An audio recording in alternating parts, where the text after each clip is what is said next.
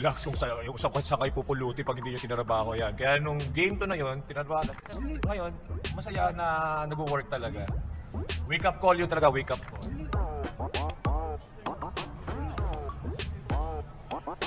We will let go of Coach Norman Miguel. Coach Norman, congratulations for his victory. Okay, we have now Bella Belen, Eliza Solomon, and Sheena Turin.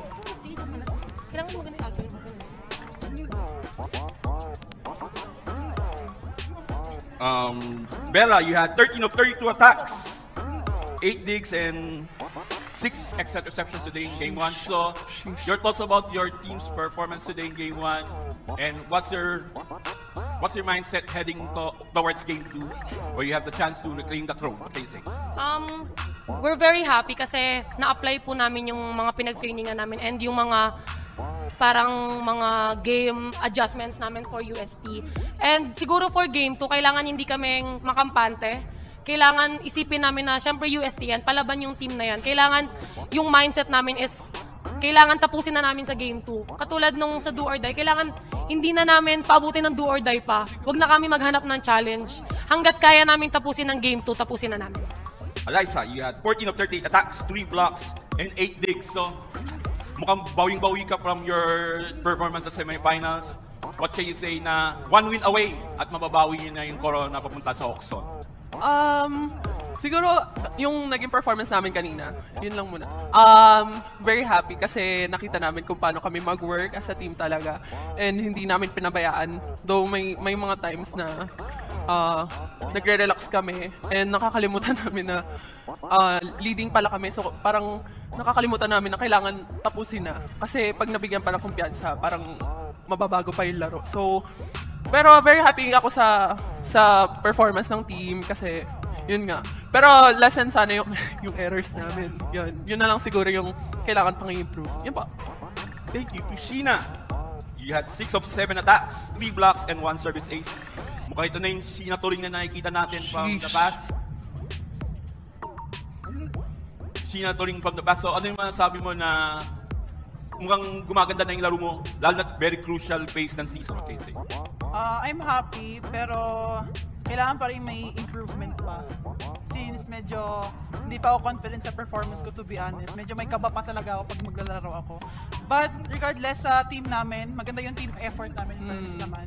Pero may kulang pa talaga. So sa next game namin, make sure na maayos na yung galaw namin at wala kami kampante. Thank you, Sheena. The floor is open for question.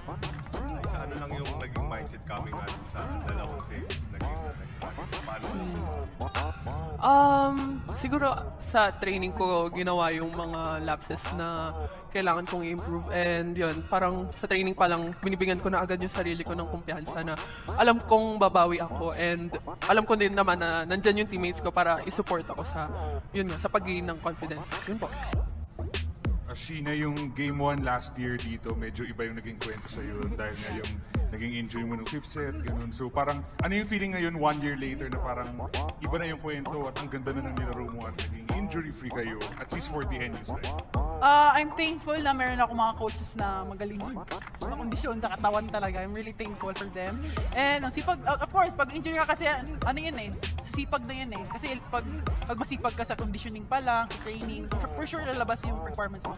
Yung kanina medyo nostalgic na shoot sa Nagpoy host actually yung kinabahan ako. Get well soon. Get well soon.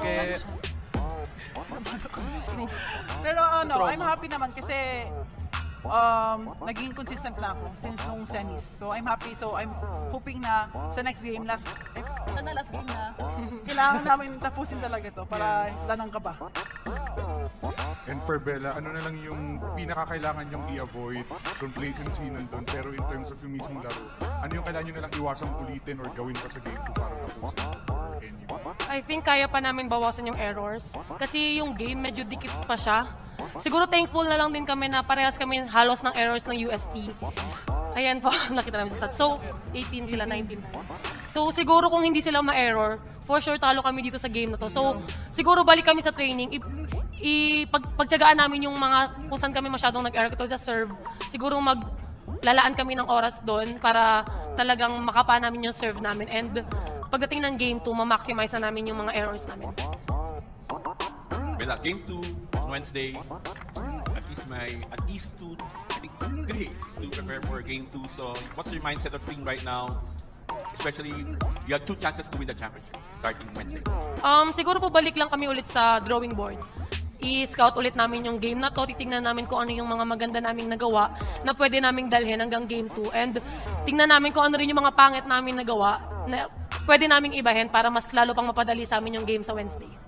And Alyssa, sa game 2, syempre, I'm sure masascout ka ng UST. So, ano yung mga kailangan nating gawin para, of course, to sustain your level of play tulad itong game?